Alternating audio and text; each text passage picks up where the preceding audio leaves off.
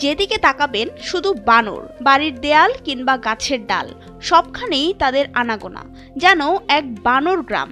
এদের দেখতে মানুষ ছুটে আসছেন দূর দূরান্ত থেকেও। আমি প্রায় সময় এদিকে আসি, এই পরিবেশগুলো দেখতে অনেক ভালো লাগে। আমি আজকেও আমার ফ্যামিলি নিয়ে আসছি। তবে খাদ্যের অভাবে হাজারো বানরগুলো এখন লোকালয়ে। কখনো এরা দল বেঁধে হানা দিচ্ছে গ্রামবাসীর ফসল খেতে, কখনো বা পথচারীদের ওপর।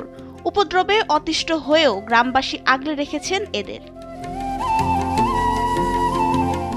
জানা যায় এই গ্রামের ঝোপঝাড়ে মানুষের পাশাপাশি প্রায় 150 বছর ধরে কয়েক হাজারেরও বেশি বানর বাস করছে। গ্রামে যাওয়ার পথে চোখে পড়বে ঘরের চালে, গাছের নিচে কিংবা গাছের ওপরে বসে থাকা এসব বানরের। পথচারীরা খাবার দিলেই দল বেঁধে এসে খেতে শুরু করে। তবে সময়ের সঙ্গে দেখা দিয়েছে এই বানরগুলোর খাদ্য সংকট। তাই খাবারের জন্য ঝোপ জঙ্গল ছেড়ে এলাকার লোকালয়ে প্রায়ই চলে আসে। আসলে মূলত এদের চরিত্র এইরকম, কিন্তু আমরা ভয় বেশি পেয়ে গেছি আর কি।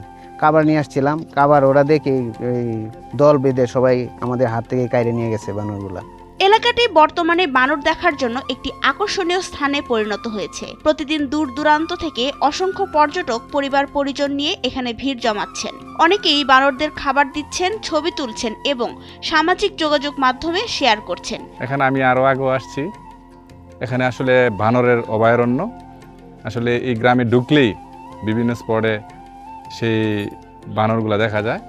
তারা গাছে, বিভিন্ন মাঠে যেভাবে তারা চলাফেরা করে আসলে দেখতে খুব ভালো লাগে। স্থানীয়দের অভিযোগ, খাবারের অভাবে এবং মানুষের দেওয়া খাবারের প্রতি অভ্যস্ত হয়ে বানরগুলো এখন বাড়িতে হানা দিচ্ছে। অনেক সময় ঘরের ভিতর ঢুকে ভাতের পাতিল পর্যন্ত নিয়ে যাচ্ছে। এমনকি বাড়ির বাইরে শুকাতে দেওয়া কাপড়ও টেনে নিয়ে যাচ্ছে বানরগুলো। এতে করে চরম ভোগান্তিতে পড়েছেন এলাকাবাসী। বানরে অনেক ক্ষতি করে আমাদের, পানের বর ভাঙিয়ে ফেলে, তারপরে কলা বাগান নষ্ট করে বলতে খায়, তারপরে ধানের জমি, মানে সকল ফসল মানুষের যা খায়, যে ফসলগুলি করে সকল ফসলই বানরের নষ্ট করে। বানরের জন্য আমরা এলাকা অনেক দুর্যোগ ভোগ করতেছি। নরসিংদীর মনোহরদীর উপজেলা থেকে প্রায় 15 কিলোমিটার দূরে নিভৃত পল্লী রামপুর গ্রামে দেখা মিলবে এমন অসংখ্য বানরের। স্থানীয়দের দাবি, দ্রুত সরকারিভাবে এই বানরগুলোর রক্ষণাবেক্ষণ, নির্দিষ্ট খাবারের ব্যবস্থা এবং নিয়ন্ত্রণমূলক পদক্ষেপ গ্রহণ করা না হলে পরিস্থিতি আরও খারাপ হতে পারে।